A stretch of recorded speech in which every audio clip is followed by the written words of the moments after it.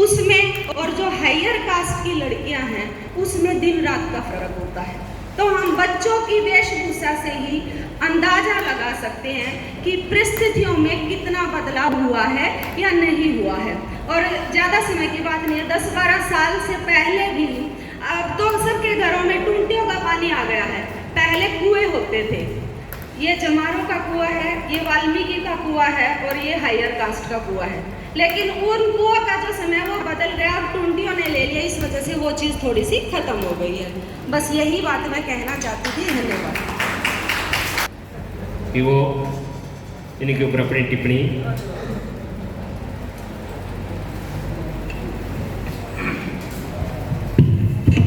बहुत अच्छे प्रश्न आए हैं और बहुत साथियों ने काफ़ी शिद्दत के साथ उस समस्या को महसूस किया है। इस समस्या से हमारा समाज गुजर रहा है। मैं फटाफट के बीच में प्रश्नों के बारे में बोल देता हूँ। एक तो दलित शब्द को लेकर सवाल आए हैं कॉमेंट्स में कि दलित शब्द का क्या मतलब है, और दलित शब्द को लेकर कुछ अम्बेडकरवादी, कथित अम्बेडकरवादी और अस्मितावादी इतना ज़्यादा चिढ़ते क्यों है। इस मामले में दो चीज़ें स्पष्ट करने की बात है। ये जो लेक्चरर साहिबा अभी आपके बीच में बोल के गई है, देविका है या वेदिका है? देविका है। वो उसको बिल्कुल ठीक तरीके से परिभाषित करके गई। दलित मतलब वो जो हर तरीके के शोषण का शिकार। दलित मतलब वो जिसे मनु ने अपनी किताब में कहा है ना, शूद्राति शूद्र, जो शूद्रों से भी गई बीती स्थिति में हो, जो महिलाओं के लिए उन्होंने इस्तेमाल किया था, आज हमारे महिलाएं लगभग उसी हालत में। लेकिन इस शब्द को लेकर अम्बेडकरवादियों को परेशानी क्यों, और ये शब्द कहां से आया? ये शब्द सबसे पहले जानबूझकर योजनाबद्ध तरीके से इस्तेमाल किया था ज्योतिबा फूले, और उन्होंने कहा था कि केवल शूद्र कहने से वो बात नहीं आती, केवल अस्पृश्य कहने से वो बात नहीं आती।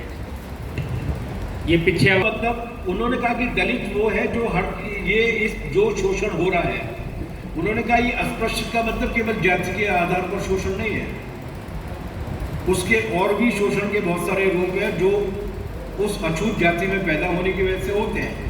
उन्होंने कहा उस सबको समाहित करने के लिए सबसे बेहतरीन शब्द है दलित। अंग्रेजी में उसको ऑप्रेस्ड करके उसको ट्रांसलेट किया गया, लेकिन वो दलित।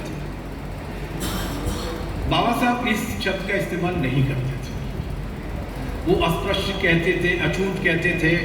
कई बार उन्होंने शूद्र का शब्द भी इस्तेमाल किया। बाद में वो SC ST शब्द आ गया।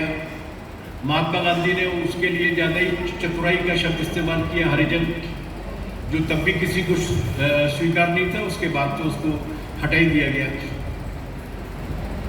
कई लोगों ने जाति सूचक शब्दों के इस्तेमाल किए जो स्वीकार नहीं किए गए कि जाति के नाम से कहा जाए, बल्कि ये माना गया कि जाति के नाम पर बुलाना अपशब्द भी हो सकता है, क्योंकि अपशब्दों की तरह उसको इस्तेमाल भी किया जाता है। लेकिन बाई एंड लार्ज सारे वर्णाश्रम विरोधी आंदोलनों ने ये पाया कि दलित सबसे मुफीद शब्द है जो इस पर फिट होता है, और बाद में इसको आम स्वीकार्यता भी मिल गई। आपको याद होगा 1981 में काशीराम जी ने जो पहला संगठन बनाया था, तब बामसेफ के बाद जो दूसरा संगठन बनाया था उन्होंने, जो राजनीतिक पार्टी के रूप में बनाया था, वो DS4 था, दलित शोषित समाज संघर्ष समिति। तो उनका मतलब जो अम्बेडकरवादियों का पॉलिटिकल ब्रांच था, उसका दलित शब्द से कोई आपत्ति नहीं थी। लेकिन ये कुछ अभिजात के टाइप के लोग हैं जिनकी आपत्ति है, लेकिन वो दूसरा कोई शब्द लेकर नहीं आते। उदाहरण के लिए उनका एक बड़ा सेक्शन है जो ये कहता है कि हम तो SC ST शब्द हमारे लिए ठीक है। SC ST का मतलब है शेड्यूल्ड कास्ट।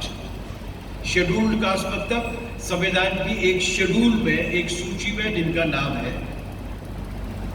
तो क्या ये 1950 से ही है क्या? ये तो पहले से है। तो इनका नामकरण 1950 के संविधान के माध्यम से कैसे होगा? तो वो लोग क्लियर नहीं है, लेकिन वो उनका मानना है कि उसमें स्पष्ट रूप से ऐसा शब्द होना चाहिए जो ज़्यादा लोडेड हो। लेकिन हमारा मानना है कि नहीं, दलित भी सामान्य रूप से ज़्यादा लोडेड है और बाद में दलित के बहुत जो प्रामाणिक इंटेलेक्चुअल्स हुए हैं उन सब ने इस बात को मान भी लिया। एक बात। दूसरी बात है कॉमेड की, मैं एक एक करके शुरू कर देता हूँ। आर्थिक मुद्दों से जो लोग साथ होते हैं राजनीतिक रूप से वो बिल्कुल अलग होते हैं। आर्थिक रूप से साथ होने के बावजूद सामाजिक मुद्दों पर उनका अलग रुख होता है। इसे कैसे दूर किया जाएगा? सामाजिक मुद्दों पर उनका अलग रुख नहीं होता, सामाजिक मुद्दों पर उनका वही रुख होता है जो पहले से है। आर्थिक मुद्दों पर वो आपके साथ आते हैं क्योंकि उन्हें मालूम है कि आप आर्थिक सवालों को लेकर बहुत ईमानदारी और बहादुरी के साथ लड़ेंगे। सामाजिक मुद्दों पर आपने कभी उनसे बात नहीं की, आपने कभी उनको उस तरीके से झकझोरा नहीं है, तो सामाजिक मुद्दे पर वो अपनी राय पर कायम है। जगता नहीं है, कोई जगाना पड़ता है। अभी ब्रेक में एक कॉमरेड से मेरी बातचीत हो रही थी, साथी से, उससे मैंने इस बात को स्वीकार किया और मैं आपके बीच में भी स्वीकार कर रहा हूँ। मैंने ट्रेड यूनियन में काम किया, उस ट्रेड यूनियन में जिसमें कॉमरेड आर.बी. मोरे काम करते थे। मैंने उस किसान सभा में काम किया बाद में, जिसके संस्थापकों में से एक आर.बी. मोरे भी थे। बी.टी. रणदिवे उसके नेता थे। मेरी ट्रेड यूनियन के विधान में और लक्ष्य और उद्देश्य में ये लिखा हुआ है कि हम हर तरीके के शोषण से मुक्ति चाहते हैं। उसमें ये बात लिखी हुई है कि जाति और वर्ण के आधार पर इस देश में जिस तरीके का शोषण होता है हम उसके खिलाफ लड़ेंगे। लिखा है, हमारे सम्मेलनों में प्रस्ताव भी पारित हुए। लेकिन मैंने उन साथी से बातचीत करते करते अपना अवलोकन किया कि मैंने अपने C2 महासचिव के कार्यकाल में कितनी ऐसी लड़ाइयाँ लड़ी जो स्पेसिफिकली इस तरीके के शोषण के खिलाफ थी। मुझे 4-5 याद आए। क्या बाकी वक्त बैठे रहे? क्या नहीं, बाकी वक्त हम आर्थिक सवालों को लेकर लड़ते रहे। समस्या ये है कि हमने आर्थिक सवालों की, तात्कालिक सवालों के संघर्षों को प्राथमिकता पर रखा है। 1936 में लखनऊ में स्वामी सहजानंद सरस्वती जो भाषण देते हैं अखिल भारतीय किसान सभा के स्थापना सम्मेलन में, उसमें वो जोर देकर कहते हैं कि जब तक ये छुआछूत, अस्पृश्यता और जाति के आधार पर लोगों को संपत्ति के अधिकार से वंचित करने वाली प्रणाली है, इसका खत्म नहीं कर देते, हम इसके खिलाफ संघर्ष नहीं लड़ते, तब तक किसानों की रक्षा करना मुश्किल है। स्थापना सम्मेलन में हम कह रहे हैं। लेकिन लड़ाई हमारी फिर सिंचाई के पानी को लेकर होती है, खाद और बीज के सवाल को लेकर होती है, फसल की कीमत को लेकर होती है, गांव की सुविधाओं को लेकर होती है।